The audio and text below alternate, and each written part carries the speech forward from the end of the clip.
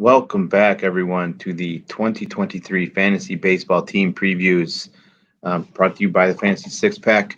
I am your host, Jason Beckner. You can find me on Twitter at JRBex. I'm joined here by my co host, JP. You can find him at Dap Scout. Why don't you go ahead and do me a little favor here and subscribe to that YouTube channel here?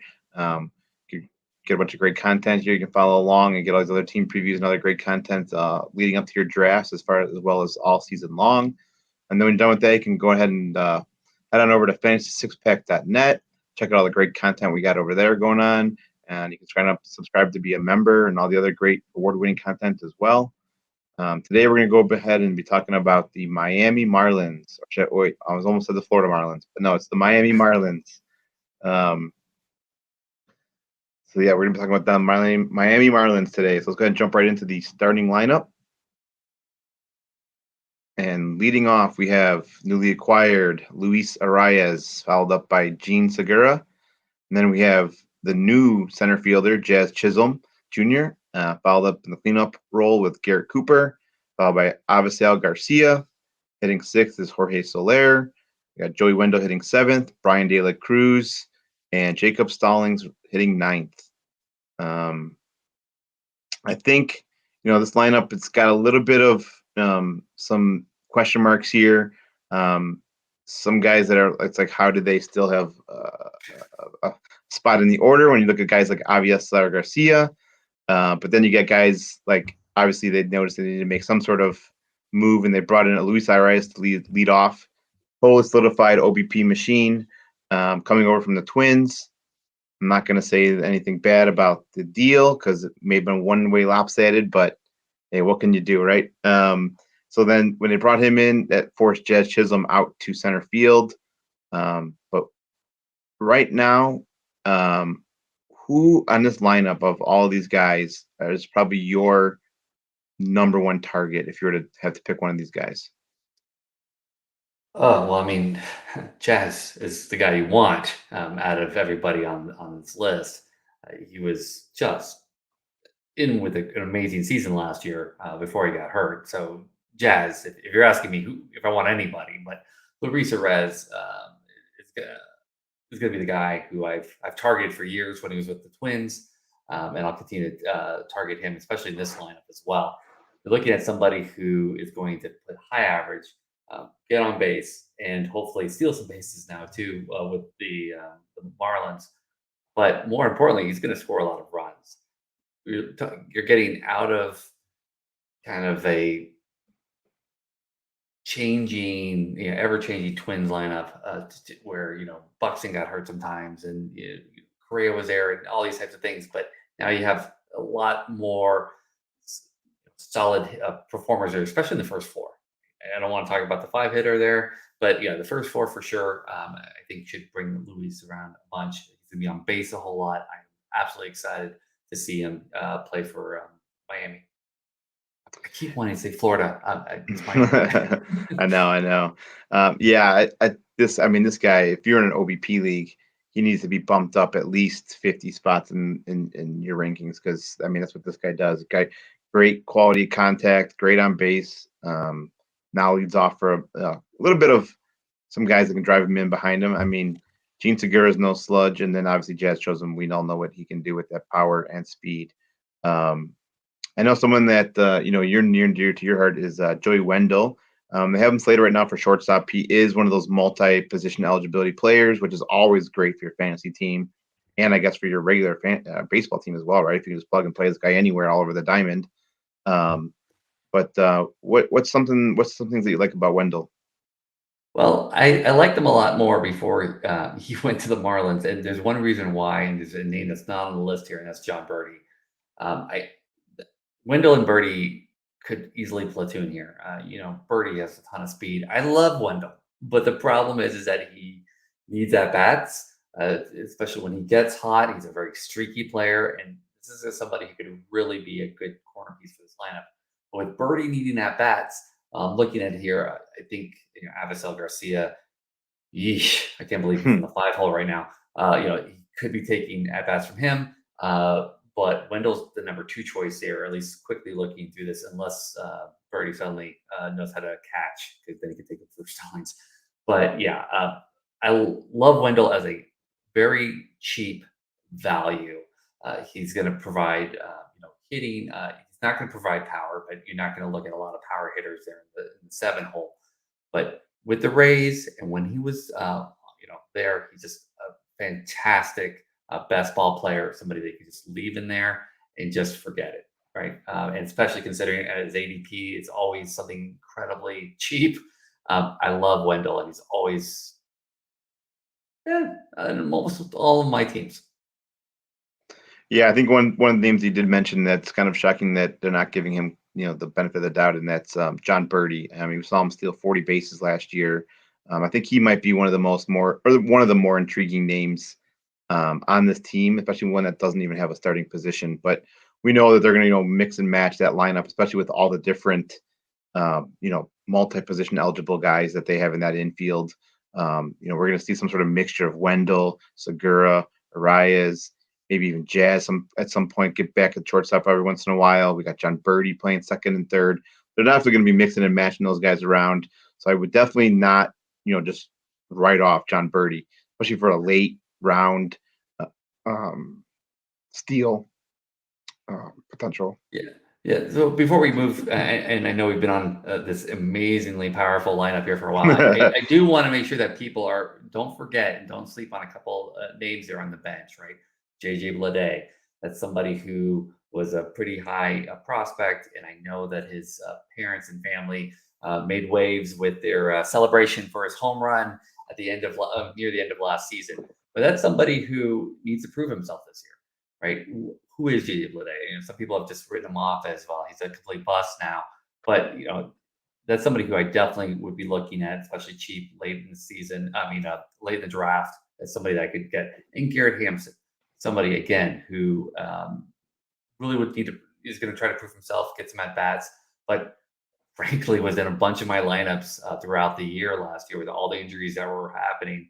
I put him in there a lot. So Bleday, Hampson, there's Groshans, and Jesus Sanchez. So all great names to really look for, and you can have them pretty cheap as well. I am going to be by a lot of Hampson, a lot of Bleday. Yeah, and then another just like real quick late round flyer you might want to take and look at is Brian De La Cruz. Started to show potential at the end of last year. I think he hit like 301 the last second half of the season, 310, something like that. So just another late round flyer.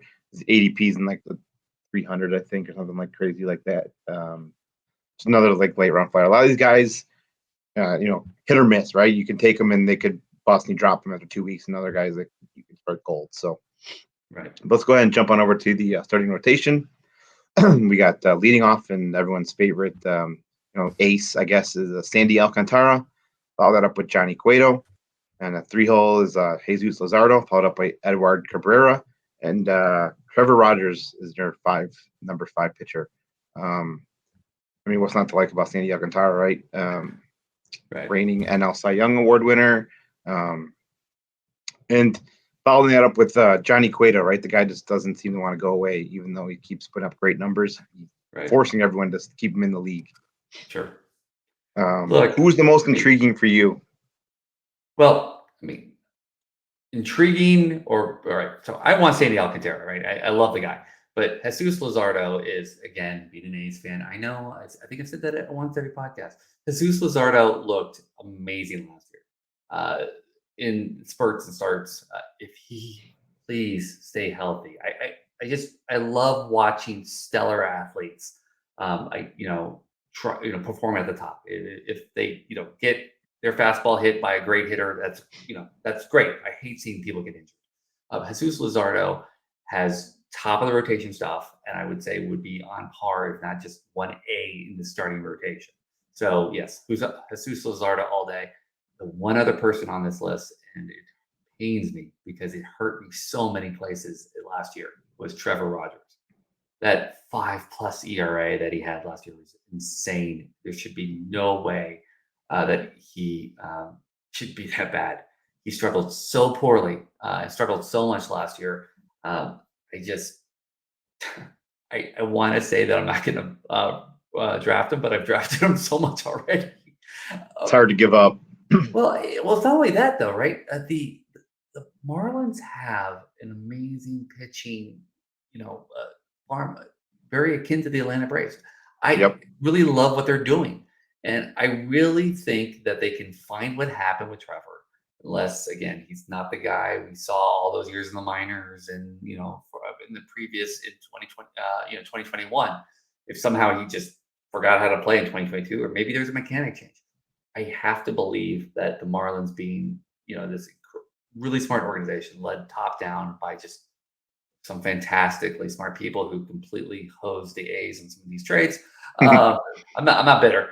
Then yeah. But the one thing I want to point out on this lineup, the one thing that's really interesting is the name that's not on here, right? Pablo Lopez.